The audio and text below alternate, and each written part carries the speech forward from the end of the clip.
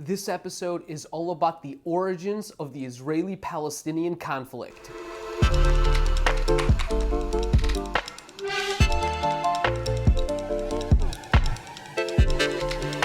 Welcome back to Middle East Tonight. I'm your host, Zach Foster. We're gonna start this episode in 1860. Why 1860? I'm gonna do a whole other episode on why we're starting this episode in 1860, but we're starting it in 1860. Palestine is not a district in the Ottoman Empire, but it is starting to become a more popular term. Like, if you ask people in Jerusalem in 1860, where are you from? Some of them would have said Palestine, like Nicola S. Abdu, who in 1860, okay, that's the reason why we're starting this episode in 1860, who in 1860 wrote on the inside cover of this here manuscript, Nicola S. Abdu, Jerusalem, Palestine. So that, like, if he lost his manuscript and somebody found it, they could just show up to Jerusalem and be like, Nicola.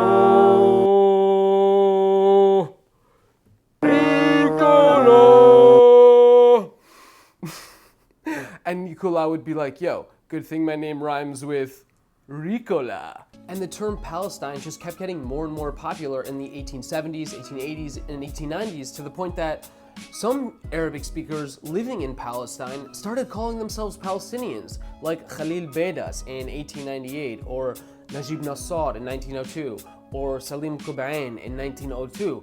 And so you've got all these people calling themselves Palestinians, in part because they're going to schools where they're reading history books about Palestine and learning about geography from geography books called The Geography of Palestine. And so you've got all these Arabs living in a place they call Palestine and calling themselves Palestinians. Now just hold that thought. Hold that thought.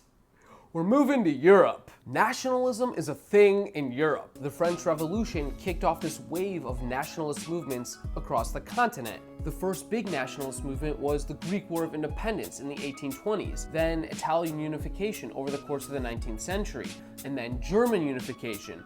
And then you have independence movements in the Balkans in the 1870s. And lots of Jews in Europe embraced nationalism because Jews were a historically persecuted minority, and nationalism gave Jews a pathway to assimilate, to integrate completely into European society, to become as German as the Germans or as French as the French.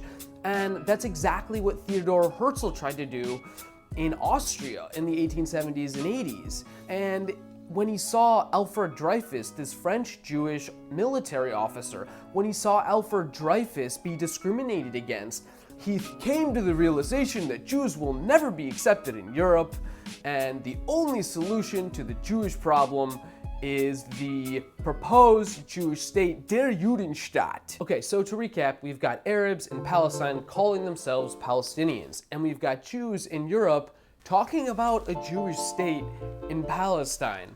And we've also got nationalism as this ideology that keeps getting more and more popular around the globe. And that ideology says nations have rights. Nations have the right to self-determination. And so Arabs in Palestine claim that they are a nation and they're entitled to self-determination in Palestine. And Jews in Europe claim that they are a nation and they're entitled to self-determination in also Palestine. And so that's it. That's why there's a conflict. If you like this video, then check out some of our other videos on Turkey, Saudi Arabia, Sheldon Adelson, and other topics. Until next time.